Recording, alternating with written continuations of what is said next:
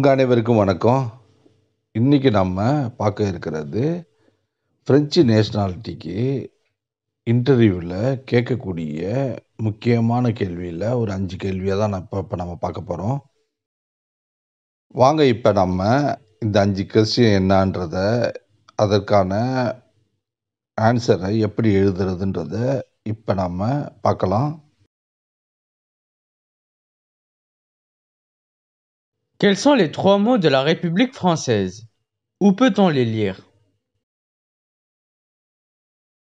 French குடியரசின் 3 வார்த்தைகள் யாவை? அவற்றை எங்கு படிக்கலாம் அல்லது பார்க்கலாம்?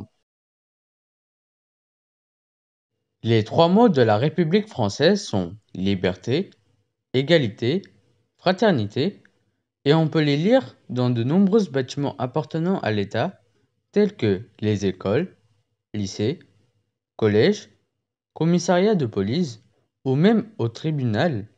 Mais ce n'est pas tout. On peut les voir aussi dans des documents importants.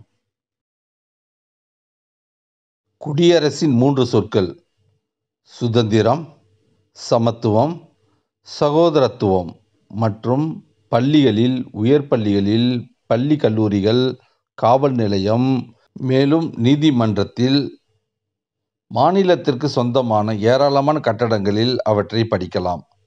ஆனால் முக்கிய ஆவணங்களில் அவற்றை பார்க்க முடியும்.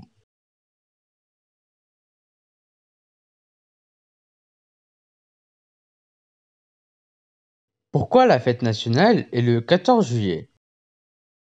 ஜூலை 14 அன்று தேசிய விடுமுறை ஏன் கொண்டாடப்படுகிறது? Le 14 juillet est la fête nationale car elle commémore la prise de la Bastille, un événement historique majeur dans la Révolution française, qui est le début d'une nouvelle forme de gouvernement démocratique. July 14 தேசிய விடுமுறையாகும், ஏனெனில் இது ஒரு புதிய ஜனநாயகத்தின் தொடக்கமான French புரட்சியின் முக்கிய வரலாற்று நிகழ்வான பாஸ்டில் சிறையின் நினைவாக கொண்டாடப்படுகிறது.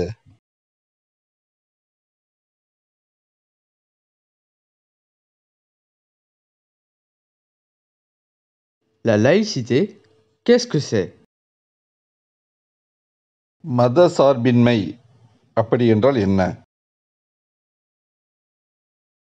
La laïcité est le principe qui sépare l'État et les religions, et en même temps garantissant la liberté de croyance de chacun et la neutralité de l'État pour ne pas interférer dans les problèmes religieux, et pouvoir donner la liberté de pratique à chacun des citoyens ou même d'en avoir aucune. Ce principe est inscrit dans la loi de 1905 en France, et donc grâce à cela, elle a pu maintenir une neutralité au sein de lui-même. Elle demande à ce que les lieux ou postes ayant partie de l'État ne montrent aucun signe d'appartenance religieux ou non religieux. மதசார்பின்மை என்பது நாட்டையும் மதங்களையும் பிரிக்கும் கொள்கையாகும். அதே சமயம் மதம் பிரச்சினைகளில் தலையிடாமல் ஒவ்வொருவருக்கும் நடைமுறை சுதந்திரத்தையும் அளிக்கும் வகையில் ஒவ்வொருவரின் நம்பிக்கையும் சுதந்திரத்தையும் நடுநிலைமையையும் உறுதி செய்கிறது. குடிமக்கள் மதங்களால் யாரும் இல்லை. இந்த கொள்கை 1905ஆம் ஆண்டு பிரான்சில் உள்ள சட்டத்தில் பொறிக்கப்பட்டுள்ளது. எனவே அவர் தனக்குள்ளேயே நடுநிலைமையை கடைபிடிக்க முடிந்தது. என் மாநிலத்தின் ஒரு பகுதியை கொண்ட இடம் அல்லது பதவியானது மதம் அல்லாத அல்லது மதம் சாராத என்பதற்கு எந்த அறிகுறியும் இல்லை என்று இதன் மூலம் தெரிவிக்கப்படுகிறது. இதுதான் லைசித்தே, அதாவது மத சார்பின்மையுடைய கொள்கையாகும்.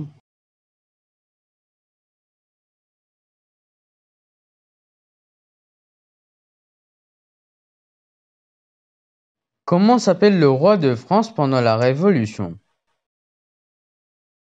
பிரெஞ்சு புரட்சியின் போது பிரான்சு மன்னர் எவ்வாறு அழைக்கப்பட்டார்? Le roi de la France pendant la Révolution est le roi Louis XVI. Il s'est fait détrôner à cause de son incompétence à résoudre des problèmes économiques et sociaux. France புரட்சியின் போது பிரான்சின் மன்னராக இருந்தவர் 16ஆம் Louis.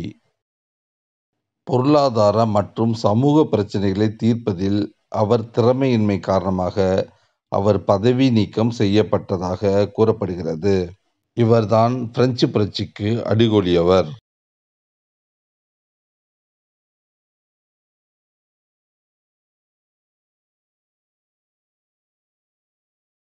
Dans quelle république sommes-nous? தற்போது நாம் எந்த குடியரசில் இருக்கிறோம்? Nous sommes dans la 5e République créée par Charles de Gaulle en 1958, après la guerre d'Algérie, entre 1954 et 1962, et pour mieux stabiliser la Constitution en l'améliorant en proposant une nouvelle Constitution.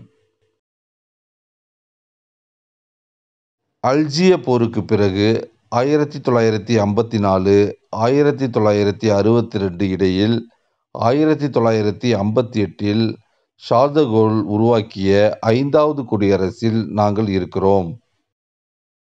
மேலும் புதிய அரசியலமைப்பை முன்மொழிந்து அரசியலமைப்பை மேம்படுத்துவதன் மூலம் அரசியலமைப்பை சிறப்பாக உறுதிப்படுத்துகிறோம்.